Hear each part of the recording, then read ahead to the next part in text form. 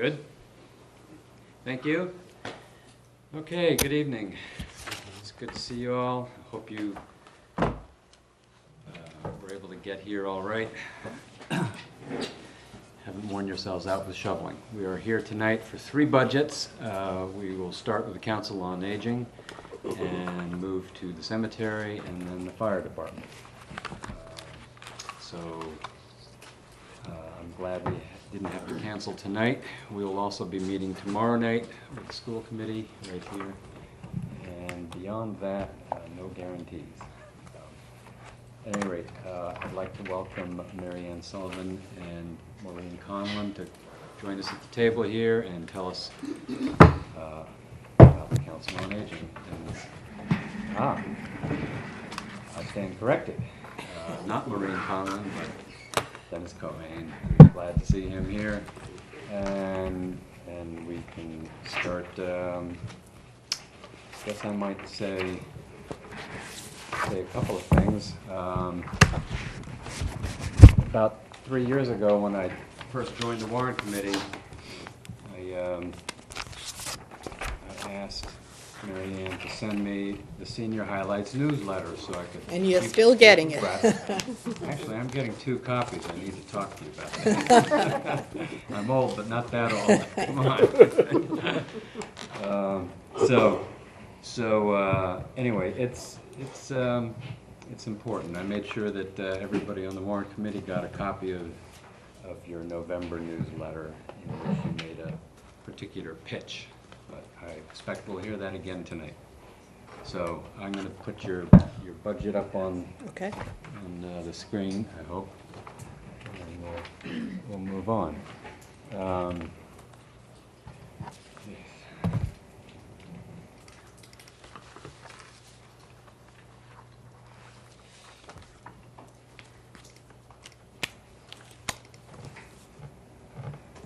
Okay, and this is a PDF, but we will try and zoom it up. So basically, the main difference is the personnel line, Right. and level service. In other words, delivering the service you need to continue delivering the same service that you have been. You need more resources. Right. And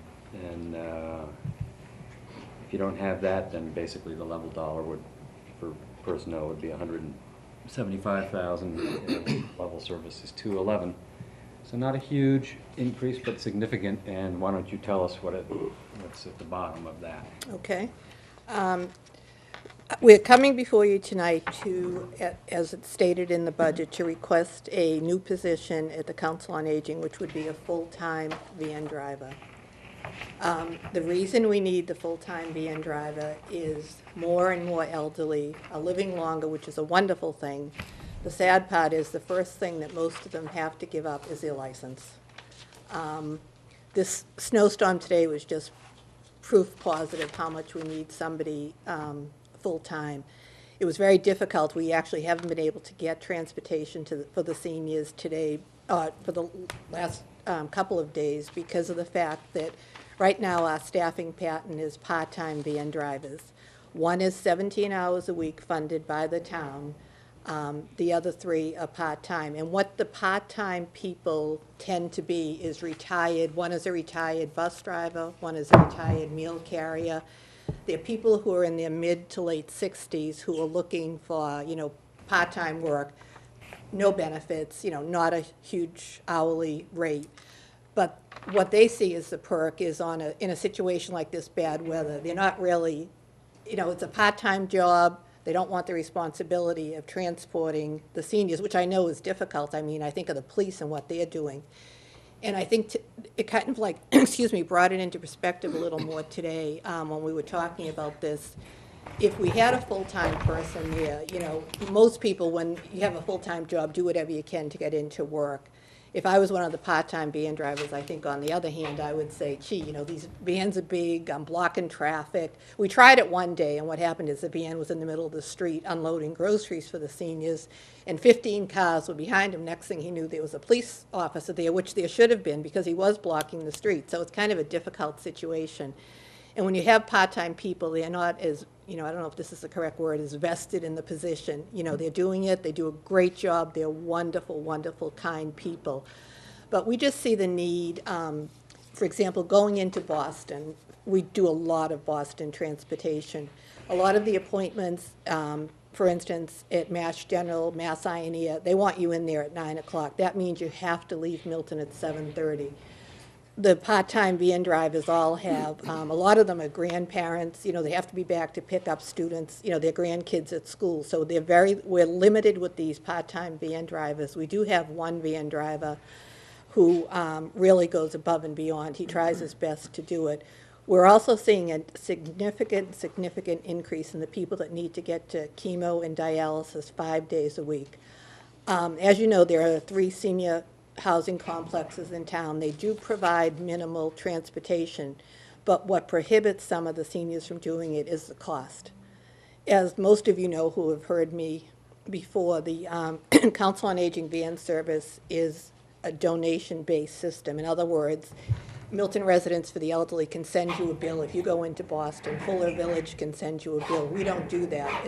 It's a suggested donation, because the vans we get through a federal grant, and one of the stipulations is you can ask for a donation, but you can't demand it.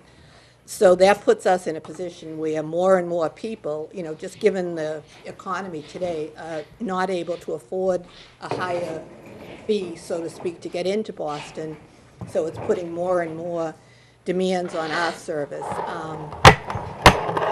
Michael Belf is one of our newer board members. He was actually a selectman in another town, and I'd like to share with you, you can just take it home and read it. We did a presentation not only for the Board of Selectmen, but the Personnel Board, and he is really, I guess the way you'd describe it is he's the factual PowerPoint man who can do it, and I'm the one who tells the story. So this was a great presentation he put together. You know, that just gives you a lot of information about comparable towns. Dennis, want to pass that around? And, you know, where Milton stands on the list. We do have one of the largest senior populations on the South Shore. And I think when we look at the transportation program, let me just put my glasses on.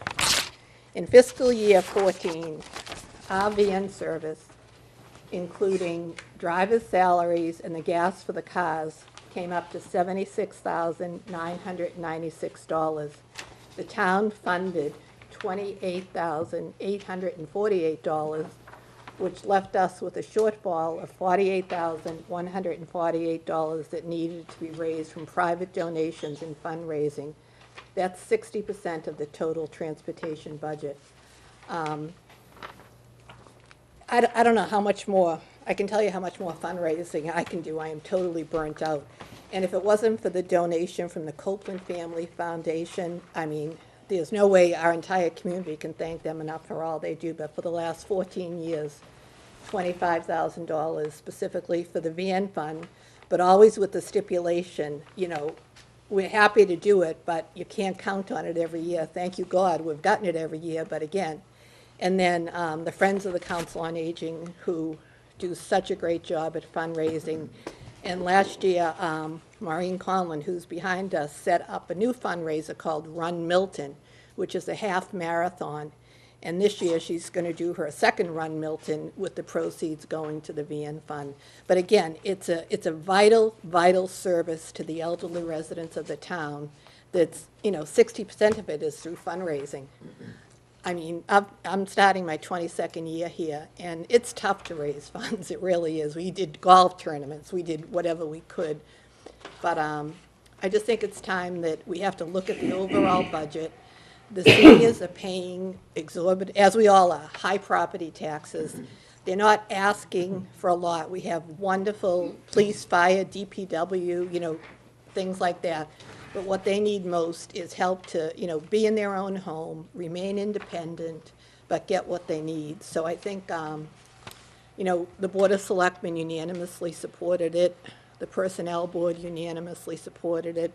And I know you're probably going to think I'm crazy, but I have, let me just make sure I have the right number as of today, 2,072 signatures from residents of the town who supported. I know this is an old-fashioned way to go, but we're a very popular voting place. We have so many people in and out. And, you know, we just asked them, we had younger residents of the town that for the first time looked at this issue and said, really? I didn't know that. A couple of them took the petition to neighborhood block parties and got signatures. You know, so I think it's more understood than it's ever been in the town. And I just think it's a position that really needs to be funded. I'm happy to answer any questions you have, any comments. Great. Paul, sorry. Marion, your transportation into Boston, is that mostly for medical?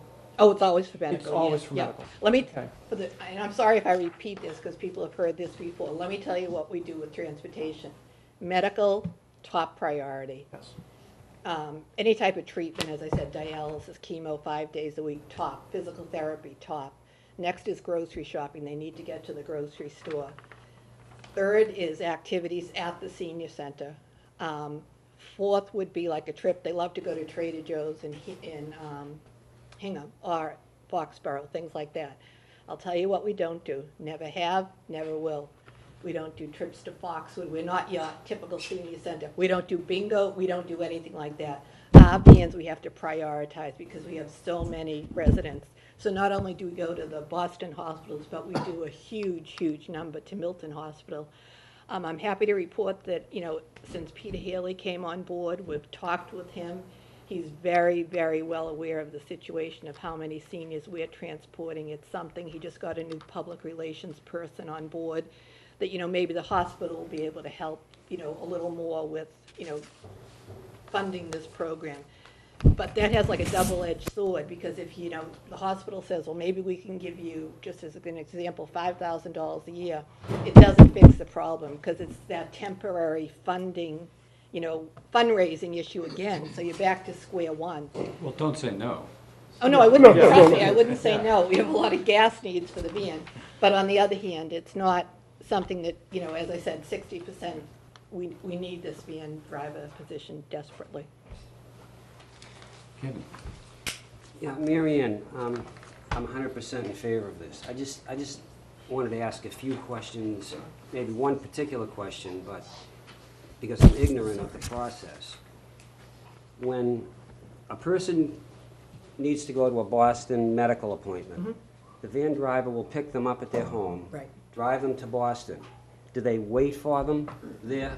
What we usually do, if we have, say, 3 going into Boston, we'll put them all on the same van. So the van driver will go in. Our van drivers all have cell phones, so if Mrs. Smith is at MGH, she'll call and say, I'm done, and they'll wait for the 3. It's never like that it's a 3 or 4 hour wait. If there's one person going into Boston, only because, and it's gotten worse lately, I'll tell you, the other day it was 2 hours for the van driver to get in. If they don't have to be right back, the van driver will wait. Most appointments at a doctor's are, you know, best case scenario an hour, worst case scenario 2 hours. We try to do Boston between 9 and 2 because if you do that 4 o'clock appointment, you're looking at getting out of there at 6:30, and the vans, you know, should be off the road by 5 o'clock. So we, you know, some cases wait. If there's a rare case where we're stuck, we'll ask the van driver, which is tough to do, come back to Milton, maybe do a route to Milton Hospital or Quincy, go back into Boston. But sometimes it's not, you know, it doesn't make sense money-wise not to pull them out of there right away. Right. So But you do attempt to coordinate it? Okay, Absolutely, great. yeah. Thank you. Jean? Yeah, do you pay all the part-time van drivers the same, or are they? No. The one slot for the town, he's a Chapter 13 employee, so he's on a pay scale. That would be Frank Tevenin. The rest of the van drivers, they range between $13 and $16 an hour. Again, with no benefits. So the position we're looking for would be 37.5, and it would be a benefited position. Darnell? Quick question. We call them a van driver. Do we also have just cars that we take them in with? We do. Or also- Actually, the Friends of the Council on Aging purchased a Honda Accord, which is great on Great on gas. gas, that's what- And Tim Fallon, who is great, gave us an old Crown Victoria, which is good on gas, too. We're looking at, the possibility, one of our vans is really in rough shape. We're looking at the possibility of maybe, do we want to get another car, or do we want to get another van, or what we want to do. But especially for Boston, it's tough to take the big vans in there, so we try and put the cars in as much as we can. So right now, we have 2 cars and 3 vans. And I think we spoke about this before quite a few times about, I think the town does need to step up to take care of a bigger portion of council aging, because one, it's a large portion of our town that's going underserved, and we need to address that. And Definitely. truly, It's just bottom line. transportation Transportation is the biggest issue for us. They ask, It how really can you is. address, it's a direct correlation of where you need to be addressed. Right. And if I could say one thing to that, Darnell, I heard a statistic that 60,000 Americans are going to be turning 60 every day for the next 10 years until the baby boom generation ends in 2024. So if we have 6,300 seniors right now, in 5 or 6 years' time, we're going to have 8,000 or 9,000. So it's only going to exacerbate the problem if we don't do something about it now. And the younger seniors, as Dennis mentioned, the 60-plus, which I'm one of, they're looking for different things than the older seniors. Most of them are driving. What that group is looking for is programs in the evening, programs on Saturdays. The Hingham Council on Aging now is open 3 nights a week until 7 o'clock, and on Saturdays from 10 to 2. They're saying, I want yoga, or I want, different things that interest that particular group. They're not the ones that are looking really for the medical transportation. That group is like the 70-plus group. But the oldest senior we transport is 102. And that's the group, it's great, everybody's living longer, but on the other hand, it's so hard for them because it's a different generation. Not many elderly have the luxury of having adult children who can, take off from work and take them. It's the whole picture in elder services has changed. And I feel bad for the seniors because sometimes they'll call and they'll say, they're almost like embarrassed. They'll say, my daughter would help if she could, but she has a full-time job and 2 kids. And honestly, I can relate to that. I think the hardest part of our job, and I always go back to Rick Neely telling me this, you have to find a way to say no. If you sat in my chair for one day and you heard these people, you can't say no. You move heaven and earth. And I'm not saying we can all the time, do it, but it's tough to say no. But, and I think that's part of where the fundraising portion has come in. I've gotten really good at fundraising. I think I have another career out there. But, I go into the fruit center now, and Michael says, what do you need? It's okay. Or I pick up the phone and call Ken Quigley, and he says, okay, you can have my credit card. But I think I've I don't know if that's the right word, I guess it is, enabled the fundraising to continue, because I've done it, heart and soul, because I never wanted to get to the point where I didn't have a van driver, or I didn't have gas for the van. So you kind of like go above and beyond, which probably isn't the right way to do it, but, here we are today. Great. Betty, go ahead. Do you keep the statistics of how many rides you give? We do, Betty. All right. Do you know what that is? We break it down monthly by location. I also was just wondering, how many folks are asking to go into Boston, and how many are you driving to other area hospitals? So in FY14, we did 7,890 van rides. I don't have the sheets exactly where they were, but I would tell you the ratio for medical in Boston is 40 as opposed to Milton. Okay. I just looked very casually at other council on agings, and mostly on their websites, but I work in Dedham, so I looked at Dedham's, I looked at Norwood's, and I think I looked at Sharon's, I can't remember the other one. No one's driving into Boston Nope. except us. Yeah. It just seems like everybody else is taking them to their local hospitals, Dedham Medical. Right. Norwood Hospital, but no one's driving into town. I think the difference is so many people in our community, given the proximity we are to the, the hospitals in Boston, a lot of people opt to go there. Sometimes we'll say to them, like, it's very difficult when they have physical therapy in Boston. I can certainly understand most people want to go to Dana-Farber for their, treatments. But like physical therapy, we'll say, gee, did you know there's physical therapy places? But my surgeon was in Boston, and he wants me to go back there for therapy, so we do try and encourage them, but on the other hand, it's definitely their choice. Hey, Michael? Betty, just to add a supporting point to that, because of our proximity to Boston, that situation has been created in part by the hospitals. Because if the services can be offered cheaper in Boston, or for whatever other reasons, our hospital here has a relationship with Beth Israel Deaconess Medical Center. The system has grown up to expect that the residents that live this far from Boston will be able to get to Boston for treatment. So the services might not be offered as local.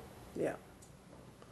And I think too, especially with the elderly population, a lot of them see, the wonderful medical facilities we have in Boston as, where they should be. We have a great hospital here local, but most of them, if their primary is in Boston, that's where they want to go for the treatment.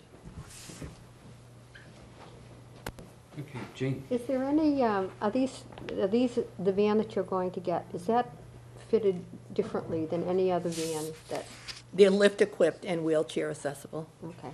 All three of them? Yes, all three of the vans, right. The cars obviously are not. And the other thing that's put it, and I know you have a full agenda, but the other thing that's really impacted us this year is the ride. I'm sure you're all familiar with and I don't want to bash CMBTA, they've been bashed enough. But this year, the ride increased 50%. What also happened is they require elderly residents to go to Charlestown to be re-screened. So you would go to Charlestown in kind of like a simulated studio, and they'd see how far you could actually walk. This to me, I've been up on Beacon Hill like a crazy person, but a lot of seniors who were qualified for the ride, they've now determined that, yes, in fact, Mrs. Smith can walk from, Brook Road to the bus stop. It's only, less than 1/10 of a mile. But what they didn't take into consideration is bad weather. How could Mrs. Smith then get there? So a lot of people who are ride eligible are now not ride eligible. And throughout the state, Emmett Schmazo, who runs this program for the state, will tell you firsthand, this has put a huge impact again on senior center transportation because people who were taking the ride aren't eligible to take it anymore. It's just horrific what they have to go through. It really is. So that's put another burden on senior centers, throughout the Commonwealth. And the other thing in Milton, as you all know, is, bus service, trolley service. That really doesn't work too much for the elderly. A couple of them have asked about trying, is it called Uber, whatever.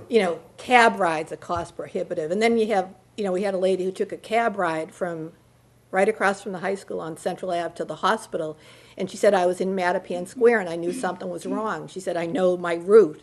And when she talked to the cab driver, he said he didn't understand. And when she got back, it was $47. And she's a very sharp woman, and she said, I don't have the money. So she called us, and we called the police, who were great, went right down, and, this particular cab isn't operating in Milton anymore. But, they're victims they're so desperate to get to where they need to go. They'll use any resources they can, but the best resource they can use is, the Council on Aging vans in their own community. How much is the ride? Does it vary about where you're going, or? The MBTA Yeah. ride? Yeah, well, it used to be $4 each way, so now it's gone up to $8. And they'll take you, but what happens with that, and it might work with some people, but they have a pickup, so they'll pick up 3 people in this area, Milton, Dorchester, take them into Boston, maybe swing through West Roxbury. There could be up to 8 people on the van, and then they have to wait in there to get you back. And there have been horror stories. One man from Milton who was legally blind was left in Boston with no way to get back. It's not, and especially if you're going through something like chemo or radiation, you're feeling excuse my language, lousy to begin with afterwards. And then you're on a van, and, you know, maybe they'll do West Roxbury and Milton would be last. So it could be an all-day ordeal for these people. Sure. Wow. Darnell? No, that was one question about the ride. Okay, so I forgot to mention earlier tonight that we were all sorry to hear about Paul Kelly, your chairman. And I know his nephews and nieces. I don't know his family directly, but 18 years, he did a lot. yeah. So he usually sat beside me, so I conned Dennis into sitting beside me tonight in case I had to be muzzled or anything. That's my problem. I'm too passionate about what I do. But if you just, and they're so grateful. You know, I don't, just one more thing and then I'm done, truly, Ted. I'm not done. Okay, well, I'm done. I won't get on my soapbox anymore. But, you know, the seniors truly care about this town. I've lived in the town for 41 years. I'm a Dorchester girl, so I'm not one of these, you know, people that were born here. But they care so much about the town. They care about the schools. They care about every single thing that goes on. They support overrides. And I think this is our time. You know, it's not a lot of money. We're talking not even $40,000 that this person would be paid, excuse me. And I think it's our time to say to them, we understand what you're going through. And what I'm hearing for the young people, the younger people, is if we grow old in the town of Milton, boy, I hope we have these services in place. So I think it's just the right time to do it. I think it's the fair thing to do. And I think it's just kind of like thanking them for the wonderful community we have here today. Sure. I wanted to pick up on the point Dennis made about the increasing population of, well, the increasing percentage of seniors in our population in Milton. If you check the Milton Housing Production Plan, which is posted on the town website, pages 14 and 15 tell you the story, and you discover that currently, or as of 2010, the percentage was about 15, a little greater than 15% for the population age 65 and above in the town, and by 2020 it's projected to be 21.1%, so an increase of 25-30% in 5 years. The basic population of the town is projected to remain fairly flat. So we are an aging town, and there will be more demands on the services of provided by the Council on Aging, and it would be smart for us to, I think, beef it up as we can. Ted, the other thing that surprised me was I worked on well, I didn't work on it, but I went to all the meetings on the Master Plan Committee, and I expected when they met with me at the COA, it was kind of like, okay, yeah, I've heard that before. And then when the report came back and the master plan listed, senior services, senior housing, like pretty much near the top of the list, I was like, and I didn't sell it. She came, when I met with Daphne, she said, this town really has an aging population. So I think this is kind of like the perfect time, and I think that was another reason we decided this is the time to ask for a full-time van driver, because it's not just us saying it, these brilliant people these consultants are saying it too, so I thought that was another advantage time-wise. So I have a couple of other items about your budget. Okay. Just very quickly. I think you could be $1,500 short on electricity. I know you say that you're not worried about it. But I am, because I got the bill yesterday. Okay. I'm really worried about it. Yeah. The portion of your bill that you're getting this year is reflective of the increase, because that took effect in January, I think. January, that's when we just saw it. And that was unforeseen. So keep track of it and see if you go over Yep, I budget. have. You were fairly well funded for the balance of this year for your electric line. So Right. I think you'll probably be all right, but I think next year unless we adjust that line for you, you're gonna be about 15. And the other thing that happened since So the we're gonna budget be was, looking at that. was submitted, cable has now wired the senior center, for live feed, if that's what they call it. So I'm anticipating maybe more meetings over there in the evening, which will contribute to that expense as well. Oh. We won't bother you. No, they did it last week, but, it's a nice building to have a meeting. You've It got is. plenty of room, plenty of parking. And we're also, you should know, well, you probably do know that Consolidated Facilities, sort of punch list for projects next year has 3 projects that the Council on Aging lined up, which would make the climate nicer for you, so the meetings will be more comfortable. So we're looking at that as well. Okay. And I don't know, I mean, you're not the smallest budget in town, you're the next to the smallest, but you're an important one. They all are. Right. And, we'll certainly be looking carefully at your request over contractual levels. Okay. And, on behalf of the seniors and the Council on Aging Board and staff, thank you so much. You're all volunteers, and, we appreciate the time and effort you put into this. It's certainly not an easy job, and in a perfect world, there'd be enough money to go around, but it doesn't happen, so thank you for all you do. Well, thank you. Thank you. Thank you, Marion. Thanks for coming in. Dennis, thanks for coming by. Thank you, Ted. You're welcome to stay. I want to be here, you gotta stay. All right.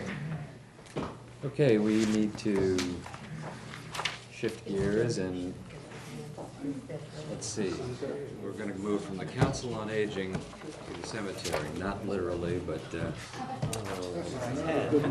But, boom. oh well. Timing is everything, isn't it? So, we have Therese Desmond with us now at the cemetery, and I thought maybe to begin, we'd just run through that presentation you gave us last year, because we have about 6 new members of the Warrant Committee that haven't seen it. So is that something you'd like to do? Well, I printed out the PowerPoint presentation. Yeah. I just got back from Staples, and I left the flash drive there, so I can't show it to you on the Well, screen. you sent it but to me, I have it. You have it. Okay, then can you put that, If you want to do it that way. that was last year, right? Yeah. it's- I've just updated a few things. We've raised some more funds over this year and stuff, but that would give you a general knowledge of what the cemetery, how we operate, and what our priorities are. Pretty quick. It's fun. I guess we're gonna do it. Okay, Do it. Do you want to pass that out? sure.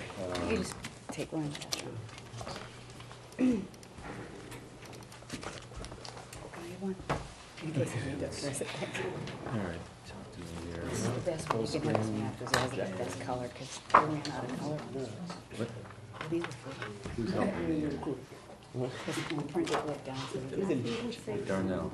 Oh, these are nice. If I hit the slideshow and just go. Should be fine. Does this have the soundtrack? No, it didn't. No, okay. I was the soundtrack. Julia. Let's see, we need where? I'll How do we pass make it it to you. better? You know.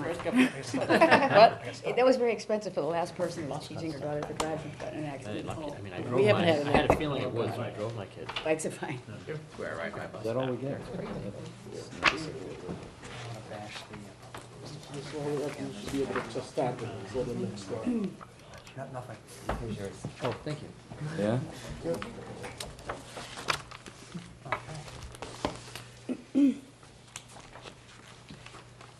Put the space bar over that. That's very The kind back of space and over small. the back. Kind of small, huh? It's fine. That's what it is.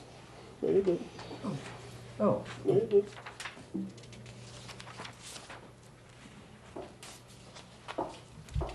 Okay, that will help me kind of provide a framework for my discussion about what the cemetery provides. Great. Okay, so as you saw on the cover page, Milton Cemetery was established in 1672, 10 years after the incorporation of the town. Our priority at the cemetery is to service families and funerals, and the staff that we have are trained cemeterians, which A lot of you might not know what a cemeterian is, but a cemeterian is a person who provides a service to the bereaved. And that's what we hope to provide to the people who have lost loved ones and buried them in the cemetery, that we can acknowledge their loss and try to provide what kind of services they require after their loved one is left there. I think cemeterians have a particular call to be able to assess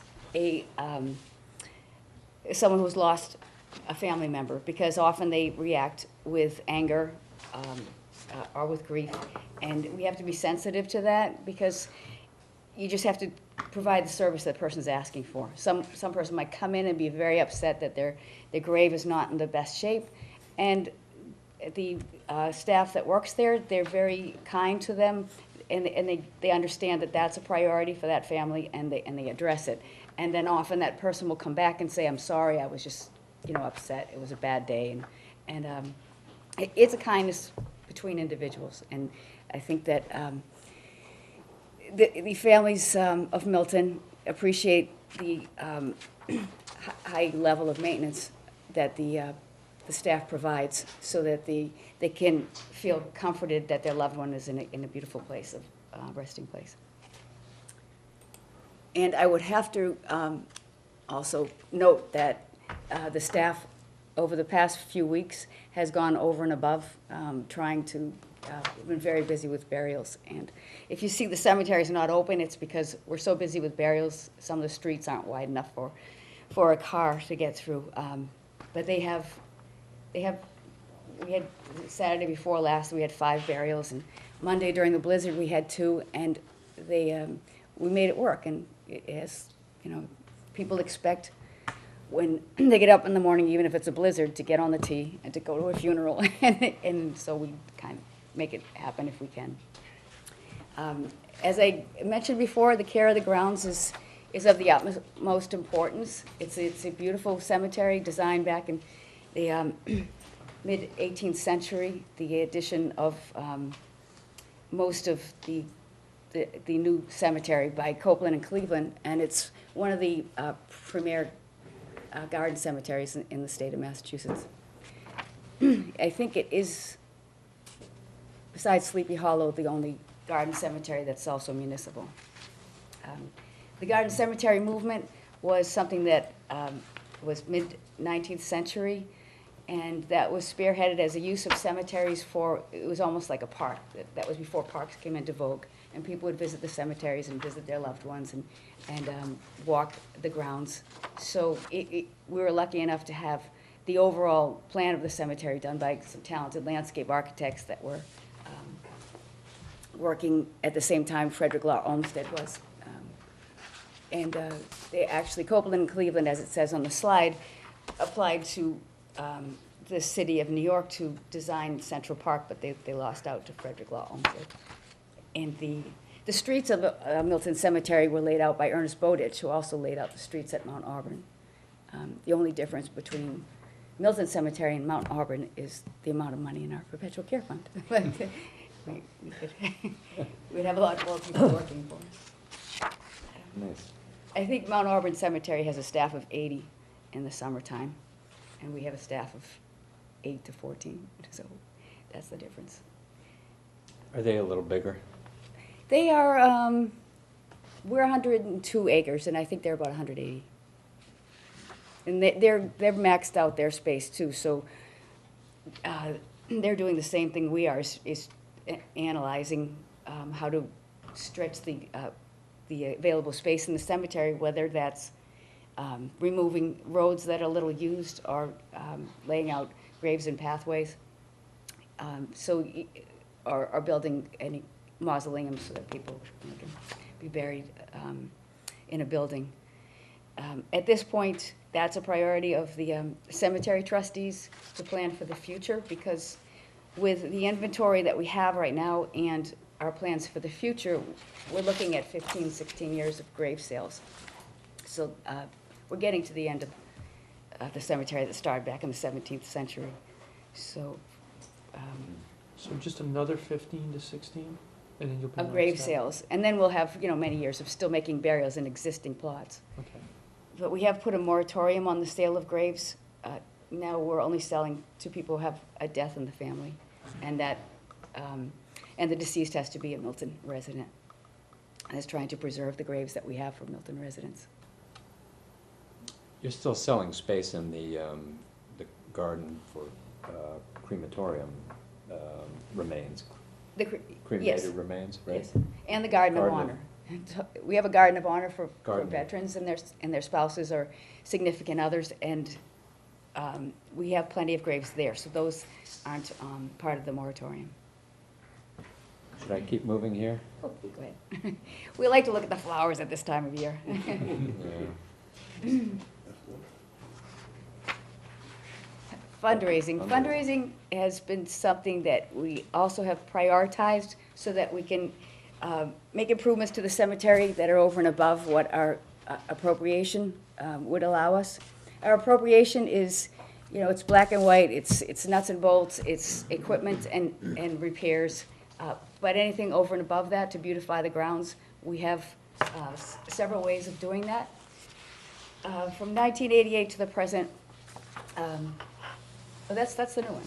We just got an anonymous gift at the end of 2014 of $5,000. So that's the updated one.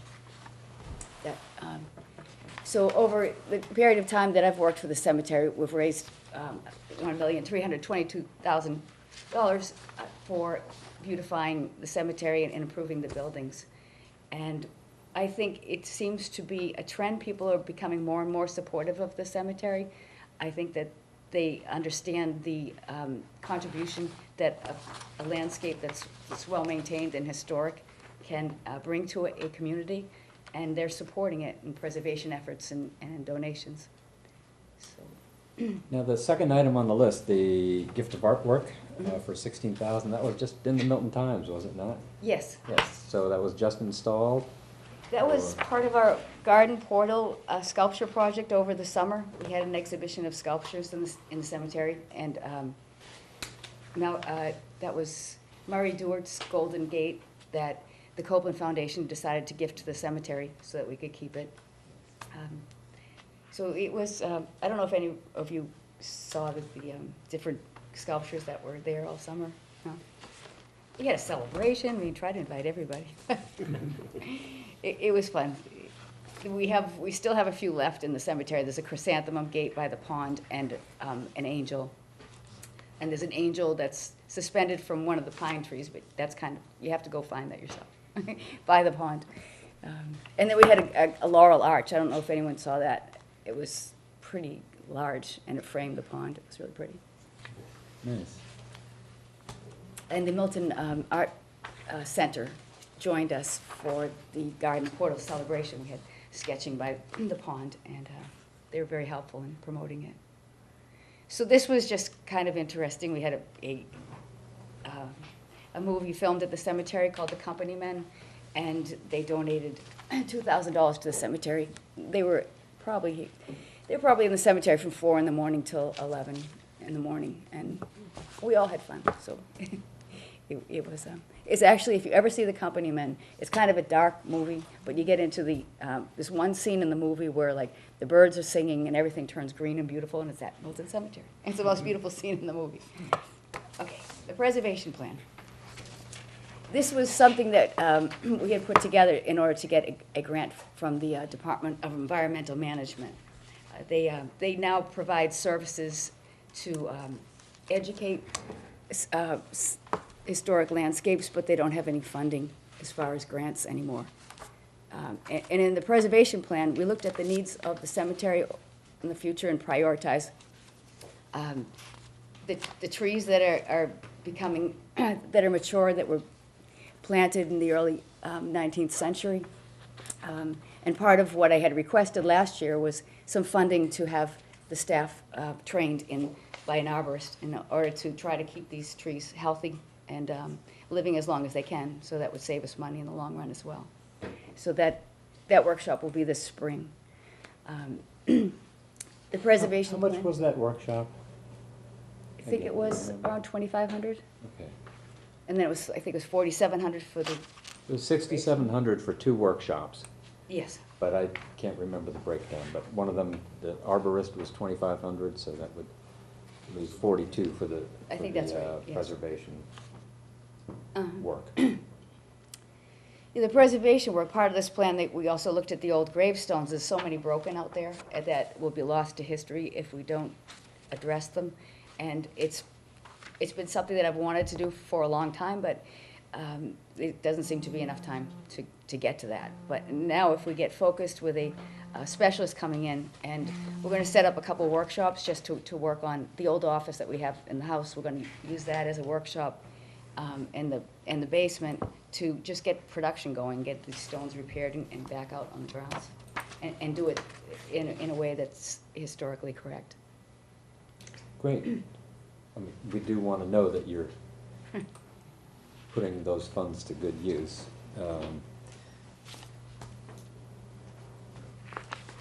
So this was So the this is- slide on the stones.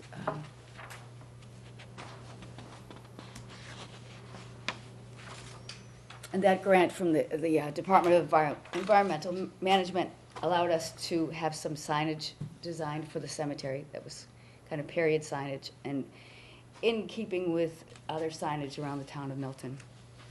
The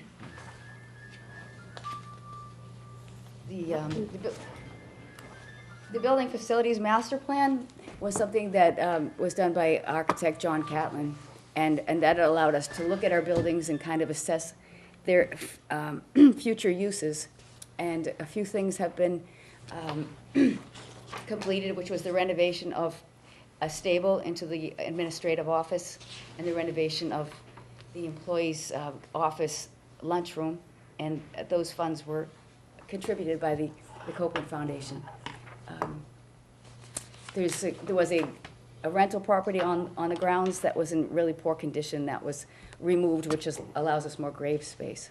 So it was really money well spent to see this facilities master plan study and kind of analyze what were the most important needs and directions for the existing buildings.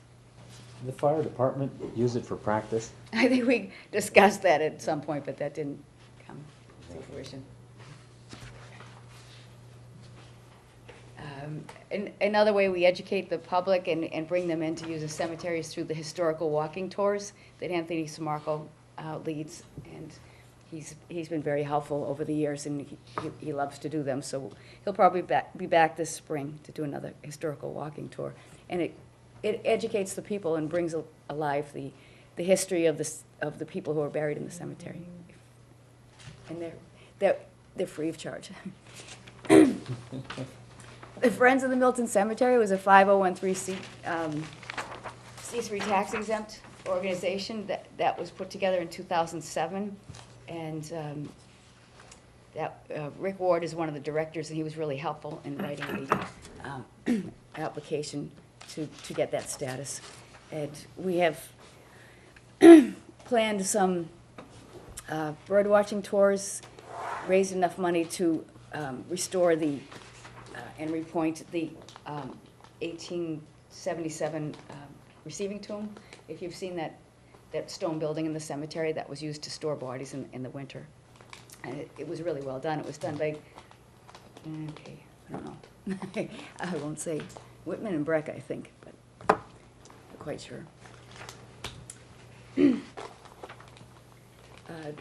back to monetary Back items. to monetary things. The cemetery revenue to the general fund from opening charges and pouring foundations, it averages around $430,000 annually, and it incrementally increases because the trustees are always analyzing if their fees are correct and in line with other cemeteries. The other income we make is from the sale of graves, and under Chapter 114 of the Massachusetts General Laws, the sale of graves is divided into burial rights and perpetual care. And we are prioritizing building our perpetual care fund so that the interest from that fund will be able to maintain the cemetery in the future when we don't have as much income. So it's It has increased to about $3.2 million. And that was our float at the parade. It was the back of the float for the bicentennial parade. Great. So that's the end of that presentation, I think. That's that. Yes. Okay. Nice.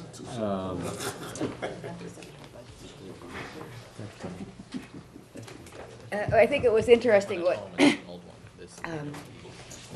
Mary Ann Sullivan was talking about the aging population, and the we've done some studies in some members of the New England Cemetery Association about the death rates and how they will be increasing because of the baby boomer generation aging, and people think that cremation will become more popular, and it will. But even if half of everyone who is passes on chooses cremation, the number of burials that will be, the number of deaths will be increased by threefold because of the number of baby boomers. So we have to plan for that and plan for the future. And I think that's what one of the priorities of the trustees is to plan for future use of the cemetery and look for additional lands if possible. I think you all have read about the Deer Run Lane land that we acquired that's contiguous with the cemetery. You might refresh our memories, or Okay. not all of us were here when that happened. So All right. basically, you extended the life of the cemetery, active sales, or, by a dozen years, right, through that? Well, it's actually closer to 4. I think we'll be 4. able to get 1,000 graves there.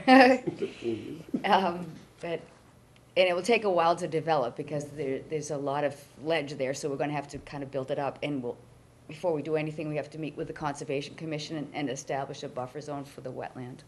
But this land is the back of Deer Run Lane, which runs off of Pleasant Street, and it's like 3 houses down from the top of Gun Hill Street. So those new houses that were built there, halfway down the land is a wetland, so they couldn't cross that. And the land that was contiguous with the cemetery that they owned was valuable to us, but they couldn't use it. So again, the Copeland Foundation came to the rescue and purchased the land for the cemetery. So they've been very kind to us and generous. Therese, so by purchasing the Deer Run land, obtaining the Deer Run land, you say you're going to add 4 years of grave sales. Is that included in your 15 to 16 year projection of how much you've got left? Yes. So it would have been 11 to 12 without that, and that 4 years makes it 15 to 16, approximately. Yes, Okay. of the obvious places that we can develop Okay. a large scale, but then we're going to have to look at, smaller portions and maybe removing some of the roads that are close together that are not used that much. Okay. Okay, let's take a look at your budget. Okay. Okay, that's why we're here. So I guess the first thing that stands out as we look at this is the personnel services line jumps $40,000 from 621 to 661. Half of that is a one-time sick leave buyback for your retiring foreman, Yes. I believe.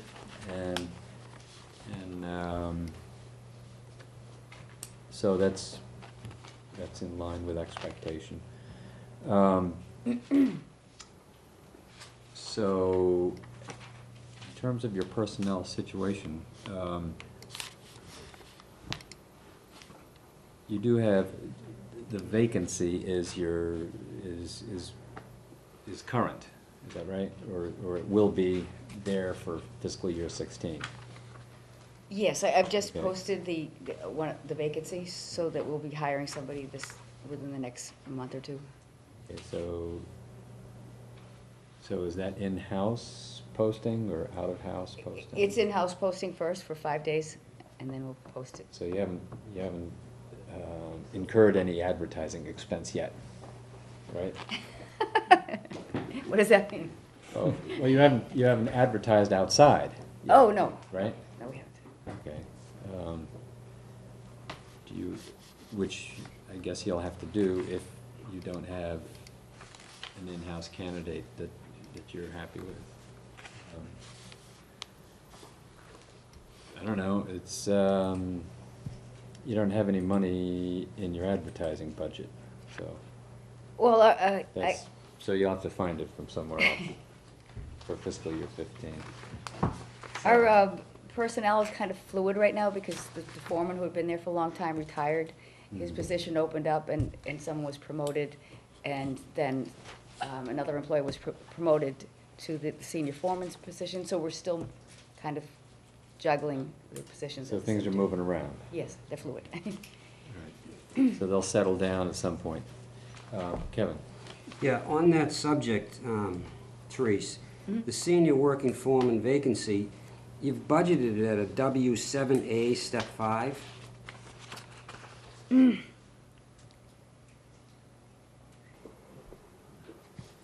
Apparently so.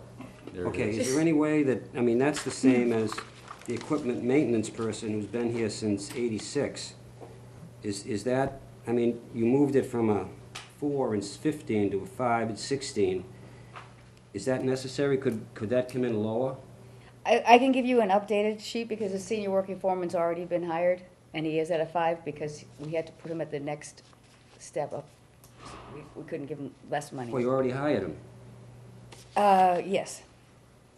Someone in the cemetery moved up, but when I made this budget out, it hadn't been done at that point. Oh, so there is no vacancy, right? There's a W3 vacancy, because when everybody moves up, there'll be a W3 vacancy. Let's see. W3. That would be the line just above the vacancy. Yeah, The MEO1? There are 2 of those. yeah, 2 MEO ones, actually there's 3, but one's at a Yeah, W3, but they have a different step. The sprayer operator became the senior working foreman, he was Okay. promoted to that. All right.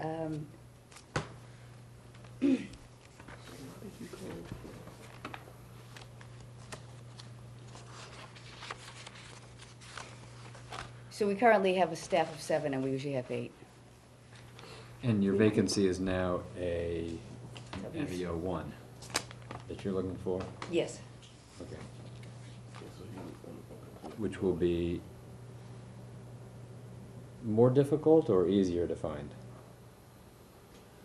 It will, we won't probably find that in-house, because most everybody is making more money than that. Well, there's nobody left.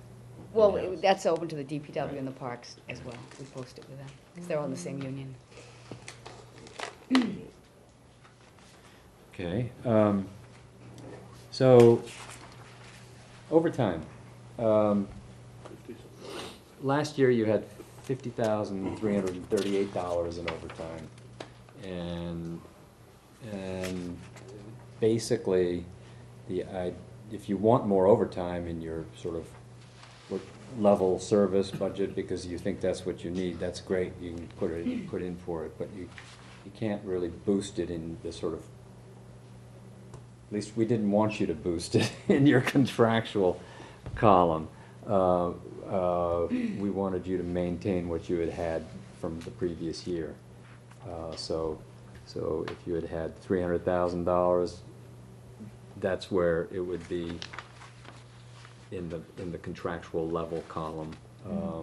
Level dollar. Level dollar sort of situation. So I don't know. So for the level doll, I'll decrease that then and give you a revised. Yeah, we will. I'll take care of it. No. Okay. But I wanted you to be aware that I wasn't, I mean, you may feel you need that extra 5% of overtime. I don't know.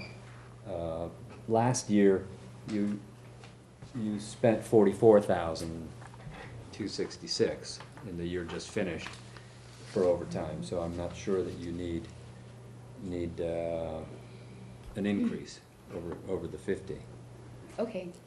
We can never predict it. It's difficult. Darnell? with this weather, How's that gonna affect your overtime right now? The first store we had, we paid out $5,000 in overtime for 3 days. Well, we had quite a few since then. So how's it been trying to maintain? Has that been, They've been coming in every day because the burials have been, it's been really busy with deaths, and so they've been digging graves on Saturday and Sunday just to get them ready for the week. So this weather is not helpful as far as the overtime budget's concerned. and then are they also doing snow removal? Yes, That's- yes. Kevin? Just an aside, Therese, I remember a couple of years ago, I think the Capital Planning Improvement Committee approved $450,000, and it was approved at town meeting, and I think some of the money has already been borrowed. And the purpose was for, was it a locker room or for the DPW and the cemetery? Do you remember? It was shared money between the DPW and the cemetery, Right. but what we needed to do was renovate a garage, and what they needed to do was provide a lunchroom and locker room for the employees. So it didn't make sense. We really didn't know how to Right. divide it up. I think the initial thinking might have been that we could have a building that everyone could share, but we had already renovated our lunchroom through funds donated by the Copeland Foundation. So we didn't have that need, and the DPW does, and they're in another location. So I did just have a bid opening in late December for renovating the garage, and the total was $191,000. We had predicted it would be maybe 102, so it was way over then. I don't know how that money's gonna be divided. We have to. Oh, you're just renovating the garage? Right, and putting an addition on it. Okay. So that's where that stands now? You've just accepted a bid? I haven't accepted it yet because we don't have enough money, so they're waiting to Okay. hear if we can figure out how we can get it done. Okay, thanks. Darnell? Yeah, on that point, when, Kevin, the total for that was 400,000? 450, I think. 450,000? Because I do know when we met with the DPW earlier this year, they were speaking about the split that was supposed to take place. So your locker rooms and everything was already paid for and done. So did that they're saying you didn't need to split anything from that, or you found additional outside funding to get the locker rooms and everything done? No, the locker room had been done previous to this whole discussion about the needs for the DPW and the cemetery. And we had needs to renovate a garage, and they had needs to provide some space for the employees. And Right. I guess, I don't know, the capital budget committee thought that we could have a joint building. But it didn't make sense for either department. So the money was approved, but I'm not sure how it's gonna be divided up. Because I do know that, I think it was 300,000 that we spoke about when we were there, that they needed for the, to do that locker room and that rec room and that everything, or cafe thing over. that they Yeah. went to court on. Yeah, I think we need to get the DPW and the cemetery and the capital improvement planning committee on the same page here and figure out what to do with this, because the DPW has a situation that is unaddressed, and they have union grievance issues involved in the situation, and it would be great if it could be taken care of. And if it was a bad idea to split the money, then somebody probably ought to revoke it from one party or the other and get one of these two jobs done.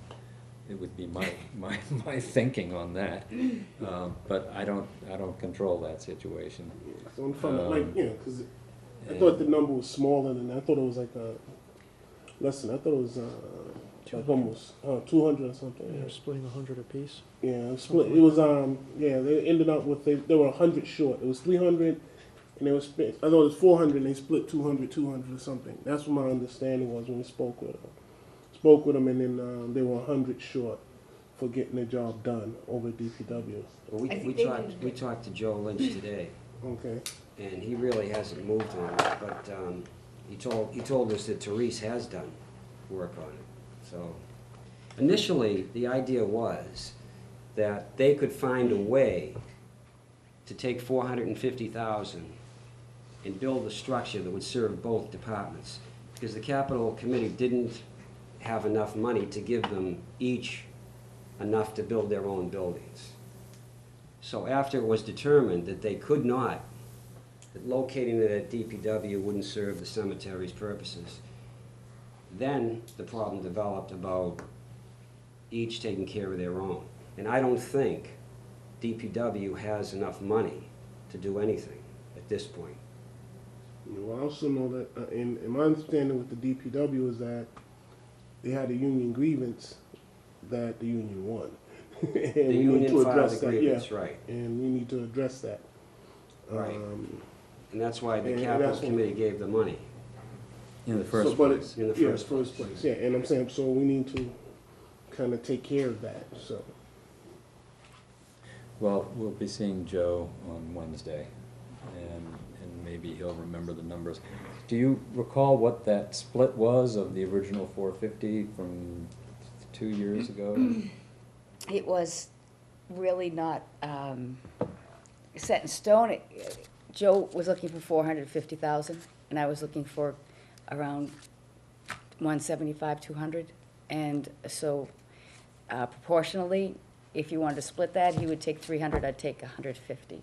So I would need, if he took 300, he can't get his project done because it's gonna cost 450, and my project's costing 191, so I'm not sure what we can do about that. But I think we need to. Okay, well, did you apply to the Capital Improvement Planning Committee for the balance this fall?